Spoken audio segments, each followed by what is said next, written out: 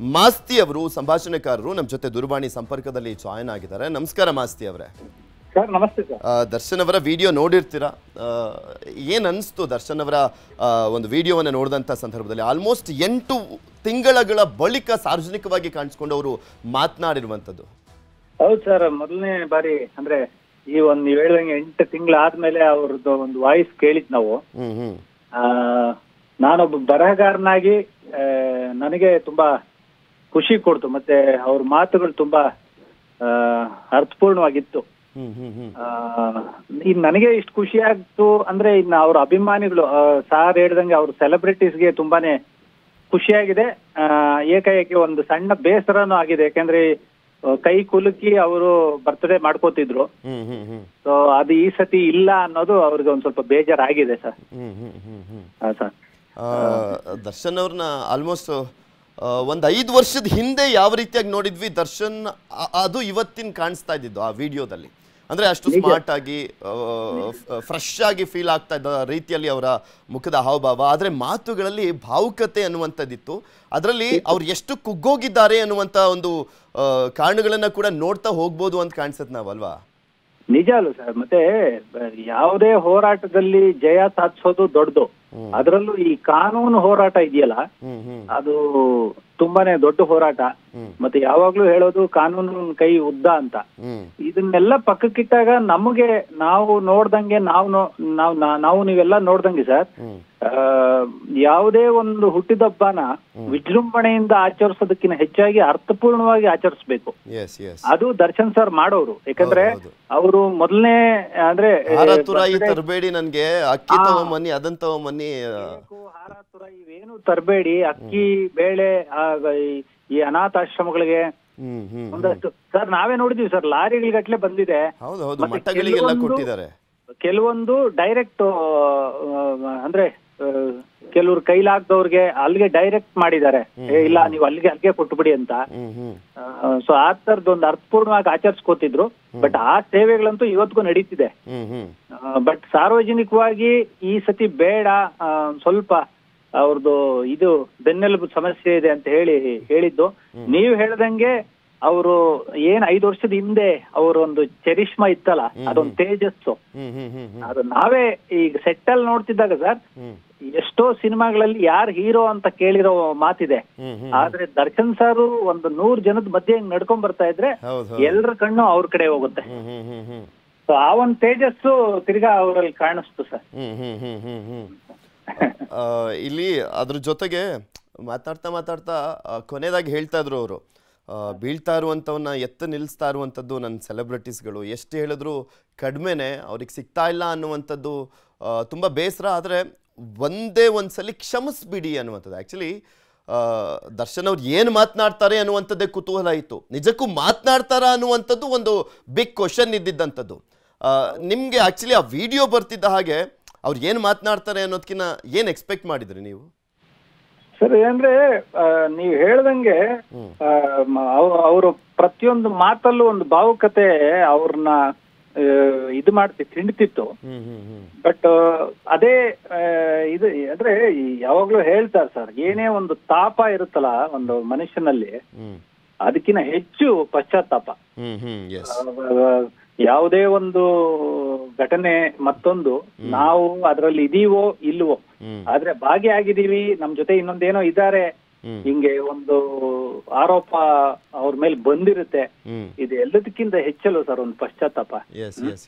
ಅದು ಅವರ ಮಾತುಗಳಲ್ಲಿ ಮತ್ತೆ ಒಂದು ದೊಡ್ಡ ಸಂದೇಶ ಅಲ್ವಾ ಸರ್ ಅಭಿಮಾನಿಗಳಿಗೆ. ಅಂದ್ರೆ ಅವ್ರು ಹೇಳೋ ತರ ಅವ್ರ ಸೆಲೆಬ್ರಿಟೀಸ್ಗೆ ನಾನು ಇದೀನಿ, ನಾನು ಕನ್ನಡದಲ್ಲೇ ನಡ್ಸೋದು ಆದ್ರೆ ಅದು ಹೋಗ್ಬೋದು, ಅದು ನಿರ್ಮಾಪಕರ ಇದು ಅದು ಅಷ್ಟೇ. ಬಟ್ ನನ್ನವರೆಗೂ ಅಂತ ಬಂದಾಗ ಕನ್ನಡ ಕಾವೇರಿ ಆ ಒಂದು ವಿಚಾರನೂ ಕೂಡ ಅಷ್ಟೇ. ಈಗ ನೆಕ್ಸ್ಟ್ ಏನ್ ಮಾಡ್ತಾರೆ, ಬೇರೆ ಇಂಡಸ್ಟ್ರಿಗೆ ಏನಾದ್ರು ಹೋಗ್ಬಿಡ್ತಾರ, ಅದು ಇದು ಅನ್ನುವಂಥದ್ದು ಸಹಜವಾಗಿ ಚರ್ಚೆ ಆಗ್ತಾ ಇರುತ್ತೆ. ಅದಕ್ಕೂ ಒಂದು ಕ್ಲಾರಿಟಿ ಕೊಟ್ರು, ಒಂದು ಎಕ್ಸಾಂಪಲ್ ಚೆನ್ನಾಗಿ ಕೊಟ್ರು. ಕಾವೇರಿ ನದಿ ನೀರು ಎಲ್ಲೊಟ್ಟತ್ತೆ, ಎಲ್ಲಿವರೆಗೂ ಹೋಗುತ್ತೆ, ನನ್ನ ಬೌಂಡ್ರಿ ಏನ್ ಮೇಕೆದಾಟೋರ್ಗು ನನ್ನ ಬೌಂಡ್ರಿ, ಅಂದ್ರೆ ನನ್ನ ರಾಜ್ಯದಲ್ಲಿ ಮಾತ್ರ ನಾನು ಇರ್ತೀನಿ ಅನ್ನುವಂಥದ್ದನ್ನ ಸ್ಪಷ್ಟವಾಗಿ ಒಂದು ಕ್ಲಾರಿಟಿಯನ್ನ ಕೊಟ್ಟರು. ಎಷ್ಟು ನೀಟಾಗಿ ನೀರಿನ ವಿಚಾರದ ಎಕ್ಸಾಂಪಲ್ ಅನ್ನ ತಗೊಂಡು ಕಾವೇರಿದ ಬಗ್ಗೆ. ಸತ್ಯ ತುಂಬಾ ಅಂದ್ರೆ ಅದೊಂದು ಉದಾಹರಣೆನೆ ತುಂಬಾ ಮನಸ್ಸಿಗೆ ಮುಟ್ಟು.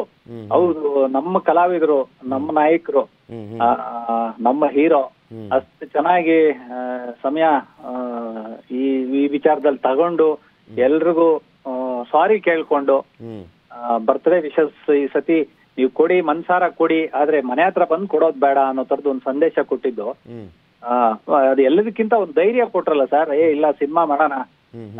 ಮತ್ತೆ ನಿರ್ಮಾಪಕರು ಸಣ್ಣ ಪುಟ್ಟ ಸಮಸ್ಯೆಗಳನ್ನ ಅವ್ರು ಎಷ್ಟು ಚೆನ್ನಾಗಿ ಏನು ಬೇಕಿರ್ಲಿಲ್ಲ ಸರ್, ಅವ್ರು ಬಂದು ಒಂದು ವಿಡಿಯೋ ಮಾಡಿ ಹೇಳೋ ಅಂತದ್ದು ನಿರ್ಮಾಪಕರ ಸಮಸ್ಯೆ ಬೇಕಿರ್ಲಿಲ್ಲ. ಆದ್ರೆ ಅಷ್ಟು ಟ್ರಾನ್ಸ್ಪರೆಂಟ್ ಆಗಿ ಹಂಚ್ಕೊಂಡ್ರಲ್ಲ, ಈ ತರದ ಒಬ್ಬ ನಿರ್ಮಾಪಕರ ಸಮಸ್ಯೆ ಇದ್ದಿದ್ದಕ್ಕೆ ನಾನು ಕೊಟ್ಟೆ ಅಂತ. ಅದು ತುಂಬಾ ಇದಾಯ್ತು. ಒಂದು ದೊಡ್ಡ ಅಮೌಂಟ್ ತಗೊಂಡಂತ ಸಂದರ್ಭದಲ್ಲಿ ಅದಕ್ಕೆ ಸಹಜವಾಗಿ ಅವ್ರು ಏನಾದ್ರು ಫೈನಾನ್ಸ್ ಇಂದನೋ ಎಲ್ಲಿಂದನೋ ಯಾರ ಹತ್ರನೋ ಇಸ್ಕೊಂಡಾಗ ಅದಕ್ಕೆ ಬಡ್ಡಿನೋ ಚಕ್ರ ಬಡ್ಡಿನೋ ಏನೇನೋ ಆಗಿ ಬೆಳೀತಾ ಇರುತ್ತೆ. ಆಮೇಲೆ ಅವ್ರಿಗಿರುವಂತ ಆರೋಗ್ಯ ಸಮಸ್ಯೆ ಈ ಸಂದರ್ಭದಲ್ಲಿ ಯಾವಾಗ ಮಾಡ್ತಾರೆ ಏನು ಎತ್ತ ಅನ್ನುವಂಥದ್ರ ಬಗ್ಗೆ ಅವ್ರಿಗೆ ಪಾಪ ಕ್ಲಾರಿಟಿ ಇಲ್ಲ ಇನ್ನು. ಹೌದು ಸರ್, ಯಾಕಂದ್ರೆ ಅದು ವೈದ್ಯಕೀಯ ಇದು ಈ ಹಂಗೆ ಇದಾಗ್ಬೋದಾ ಇಲ್ಲ ಅದಕ್ಕೆ ಶಸ್ತ್ರಚಿಕಿತ್ಸೆ ಮಾಡ್ಬೋದಾ ಅದೆಲ್ಲ ವೈದ್ಯರು ಹೇಳಿರ್ತಾರಲ್ಲ ಸರ್. ಈ ತರ ನೀವು ಇಷ್ಟು ಸಮಯ ನೀವು ರೆಸ್ಟ್ ತಗೋಬೇಕಾಗುತ್ತೆ, ಈ ತರದ್ ಒಂದಷ್ಟು ಎಕ್ಸರ್ಸೈಸ್ ಮಾಡ್ಬೇಕಾಗಿರುತ್ತೆ. ಸೊ ಅದನ್ನೆಲ್ಲ ಫಾಲೋ ಮಾಡ್ಬೇಕಲ್ಲ ಸರ್, ಆ ತರ ಅವರು ಫಾಲೋ ಮಾಡ್ತಿದ್ದಾರೆ ಅನ್ಸುತ್ತೆ. ಓಕೆ, ಧನ್ಯವಾದ ಮಾಸ್ತಿ ಅವರೇ ನ್ಯೂಸ್ 18 ಜೊತೆ ಮಾತನಾಡಿ ನಿಮ್ಮ ಅಭಿಪ್ರಾಯವನ್ನು ಹಂಚಿಕೊಂಡಿದ್ದಕ್ಕೆ. ಇಲ್ಲಿ ಸೆಲೆಬ್ರಿಟಿಗಳಿಗೆ ಕ್ಷಮೆ ಕೇಳಿದಂಥ ವಿಚಾರ ಮತ್ತು ಅದರ ಜೊತೆಗೆ ಪ್ರಮುಖವಾಗಿ ಅವರು ಕನ್ನಡದಲ್ಲೇ ಮಾಡೋದು, ಕನ್ನಡ ಬಿಟ್ಟು ಮತ್ತು ಇನ್ಯಾವುದೇ ಚಿತ್ರಗಳಲ್ಲೂ ಕೂಡ ನಾನು ಅಭಿನಯಿಸೋದಿಲ್ಲ ಅನ್ನುವಂಥದ್ದನ್ನು ಕೂಡ ಸ್ಪಷ್ಟವಾಗಿ ಹೇಳ್ತಾ ಇದ್ರು. ಹಾಗೆ ಯಾರೆಲ್ಲ ಅವ್ರಿಗೆ ಜೊತೆಯಾಗಿ ನಿಂತಿದ್ರು ಅವ್ರಿಗೆಲ್ಲರಿಗೂ ಕೂಡ ಥ್ಯಾಂಕ್ಸನ್ನು ಹೇಳಿದರು ದರ್ಶನ್. ಇದೇ ವಿಚಾರಕ್ಕೆ ಸಂಬಂಧಪಟ್ಟಂತೆ ಸುಪ್ರೀತ್ ಅವರು ದರ್ಶನ್ಗೋಸ್ಕರ ಆಲ್ಮೋಸ್ಟ್ ಅವರ ಬರ್ತ್ಡೇಯ ಸಂದರ್ಭದಲ್ಲಿ ಸಾಂಗ್ಗಳನ್ನು ಮಾಡ್ತಾ ಇರ್ತಾರೆ. ಅವರೇ ನಮ್ಮ ಜೊತೆ ದೂರವಾಣಿ ಸಂಪರ್ಕದಲ್ಲಿದ್ದಾರೆ. ನಮಸ್ಕಾರ ಸುಪ್ರೀತ್ ಅವರೇ. ನಮಸ್ಕಾರ. ಈಗಲೂ ಕೂಡ ಒಂದು ಸಾಂಗ್ ಮಾಡಿದಾರೆ ಬರ್ತ್ಡೇಗೆ, ನೋಡ್ತಾ ಇದ್ದೆ ನಾನು ಅದನ್ನು ಕೂಡ. ಇವತ್ತು ನಿಮ್ಮ ಬಾಸ್ ಮಾತನಾಡಿದ್ರು, ಏನ್ ಅನಿಸ್ತು ಸರ್? ಬಹಳ ಖುಷಿ ಆಯ್ತು ಸರ್. ಬೆಳಗ್ಗೆ 9 ಗಂಟೆಗೆ ಎಕ್ಸಾಕ್ಟ್ ಆಗಿ ನಮ್ಗೊಂದು ಮೆಸೇಜ್ ಬಂತು. ಅಂದ್ರೆ ನಮಗ್ ಗೊತ್ತಿರ್ಲಿಲ್ಲ ಈ ತರ ಮಾತಾಡ್ತಾರೆ ಅಂತ ಗೊತ್ತಿರ್ಲಿಲ್ಲ.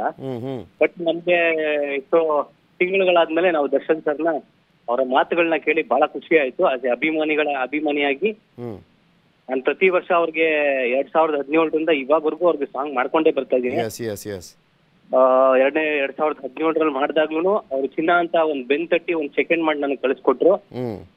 ಈ ವರ್ಷನೂ ಕೂಡ ಬಾಸ್ ನನ್ನಲ್ಲ ಇಟ್ಸ್ ಮೈ ಸೆಲೆಬ್ರಿಟೀಸ್ ಅಂತಾನೆ ಟೈಟ್ಲ್ ಇಟ್ಕೊಂಡಿದ್ದೀನಿ.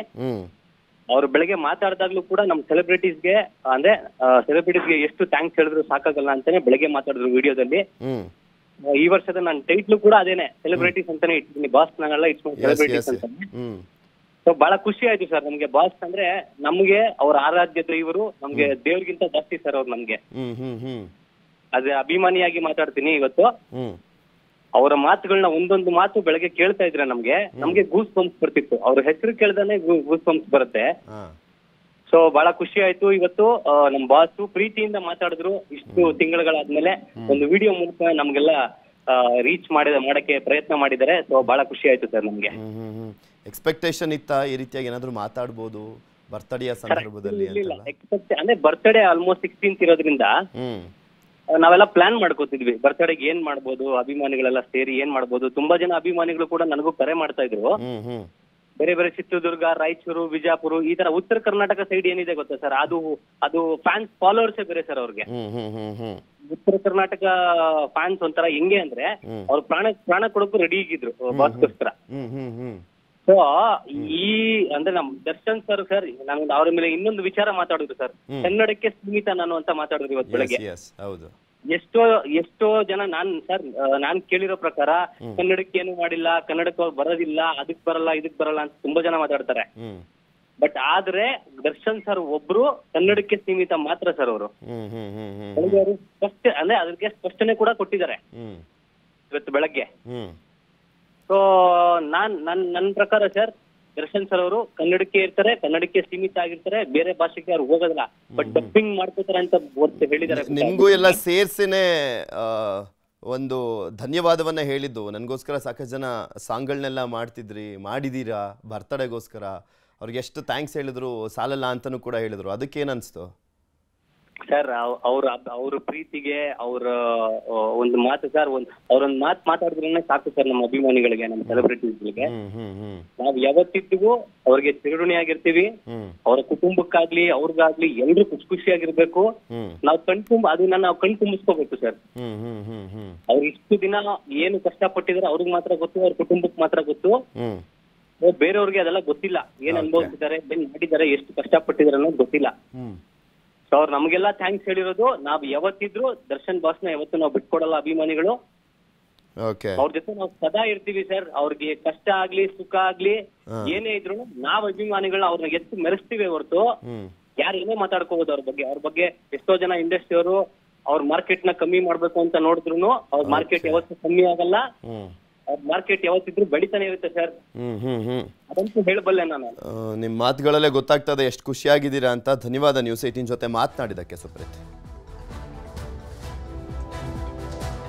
ಇನ್ನು ದರ್ಶನ್ ಅವರು ಯಾವಾಗ ವಿಡಿಯೋದಲ್ಲಿ ಸಂದೇಶವನ್ನ ರವಾನಿಸಿದ್ರು, ಕ್ಷಮೆ ಕೇಳಿದ್ರು ತನ್ನ ಅಭಿಮಾನಿಗಳಿಗೆ, ಅದರ ಜೊತೆಗೆ ರಕ್ಷಿತಾ ಅವರ ವಿಚಾರವನ್ನ ಕೂಡ ಪ್ರಸ್ತಾಪ ಮಾಡಿದ್ರು. ನನ್ನ ಸ್ನೇಹಿತೆ ಅಂತ ಹೇಳ್ತಾ ಇದ್ರು. ಇದಕ್ಕೆ ಹಾಗೆ ರಕ್ಷಿತಾ ಅವ್ರ ಬಗ್ಗೆ, ರಚಿತಾರಾಮ್ ಬಗ್ಗೆ ಮತ್ತು ಧನ್ವೀರ್ ಬಗ್ಗೆ ಹೇಳಿದ್ರು. ಈಗ ರಚಿತಾರಾಮ್ ಅವರು ಇನ್ಸ್ಟಾದಲ್ಲಿ ಪೋಸ್ಟ್ ಹಾಕಿದ್ದಾರೆ. ದರ್ಶನ್ಗೆ ಧನ್ಯವಾದವನ್ನ ಹೇಳಿದ್ದಾರೆ Rachita Ram. Thank you Darshan boss ಅಂತ ಇನ್ಸ್ಟಾದಲ್ಲಿ ಪೋಸ್ಟ್ ಮಾಡಿದ್ದಾರೆ. ವಿಡಿಯೋದಲ್ಲಿ ರಚಿತಾರಾಮ್ಗೆ ಧನ್ಯವಾದವನ್ನ ಹೇಳಿದ್ರು ದರ್ಶನ್ ಅವರು. 3 ಜನಕ್ಕೆ ಪ್ರಮುಖವಾಗಿ ಧನ್ಯವಾದ ಹೇಳಿದ್ದಾರೆ. ಧನ್ವೀರ್, ರಚಿತಾರಾಮ್ ಮತ್ತೆ ರಕ್ಷಿತಾ ಅವರಿಗೆ. ಸದಾ ದರ್ಶನ್ಗೆ ಚಿರಋಣಿ ಅಂತ ರಚಿತಾ ಅವರು ಹೇಳಿದ್ದಾರೆ. ನ್ಯೂಸ್ 18ಗೆ ನಟಿ ರಚಿತಾರಾಮ್ ಹೇಳಿಕೆಯನ್ನ ಕೂಡ ಕೊಟ್ಟಿದ್ದಾರೆ. ಈ ಒಂದು ಫಿಲಂ ಇಂಡಸ್ಟ್ರಿಗೆ ಬರಬೇಕು ರಚಿತಾರಾಮ್ ಅವರು ಅನ್ನುವಂಥದ್ದನ್ನು ನೋಡೋದಾದ್ರೆ ಮೇನ್ ಆಗಿ ಅದಕ್ಕೆ ಕಾರಣಕರ್ತರು ಅಂದ್ರೆ ದರ್ಶನ್. ಸೊ ಆ ಅಭಿಮಾನ ಋಣ ಈಗಲೂ ಕೂಡ ಅದೇ ರೀತಿಯಾಗಿ ನೋಡ್ತಾ ಇದ್ದಾರೆ ರಚಿತಾರಾಮ್.